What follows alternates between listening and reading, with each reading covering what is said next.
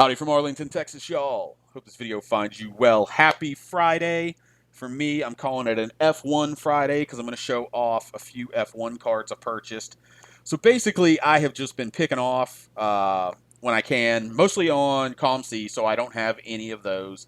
If I did the standard shipping now, I think I looked 2 or 3 days ago and it was going to be like the 5th of January before I could even expect it. So still not doing that. But I have picked up a few others. Just kind of looking at the fact, picking up some numbered cards when I can find them for the right price, which means cheap, because it's the first F1 Chrome set.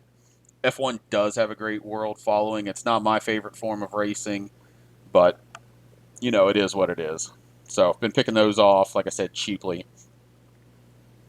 So this is the first one. I actually did not purchase this one. This is a Chrome Sapphire, and I have it in its superior fit sleeve, so we got a glare. Numbered 34 out of 50 of Romain Grosjean, who actually raced this year in the IndyCar Series, and next year will be in the IndyCar Series again, moving over to Andretti Racing. I'm not a big fan of how IndyCar seems to be moving toward all the guys that can't get a seat in F1 or can't keep a seat in F1, but it is what it is. This came from my friend on Twitter, Bill, who is Camden's Gone Yard. I had asked him about it. He just sent it to me because I had done some things for him, and happy to add it to my collection, even if I'm not a fan of those guys coming over. So one I picked up off eBay was this one, another Chrome Gold Sapphire, number 45 out of 50. So this one was kind of a fail because the plan was I picked that up, and the guy had dozens of other numbered cards ending, and I was going to try to win a few of them, try and win them cheaply. Well, this was the only one I managed to win for $2.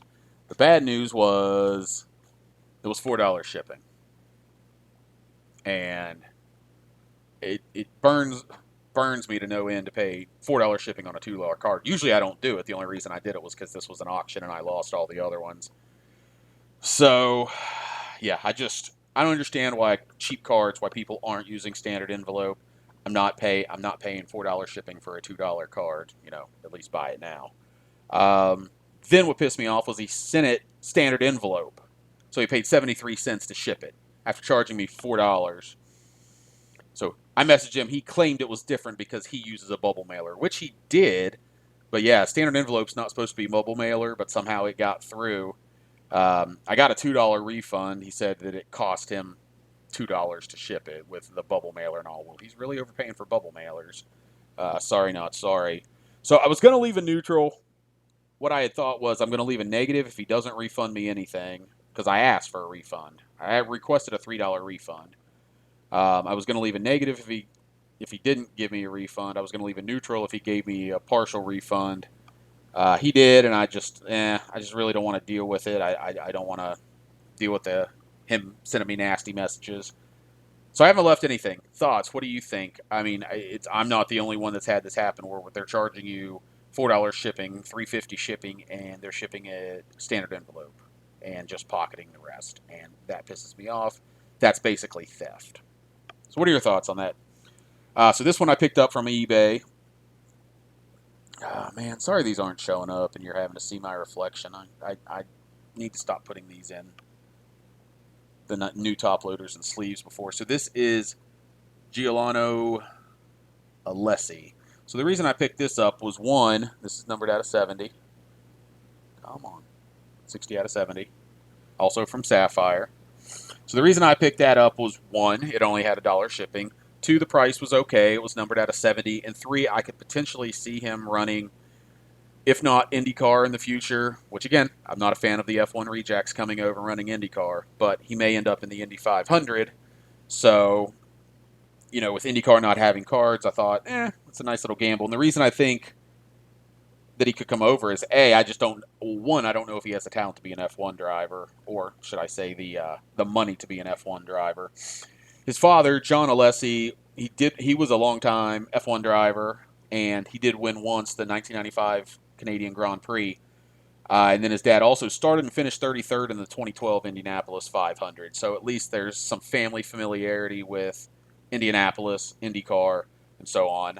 His dad in that Indy 500, he started, finished 33rd, like I said. He was running a very underpowered Lotus. Lotus was trying to get into IndyCar.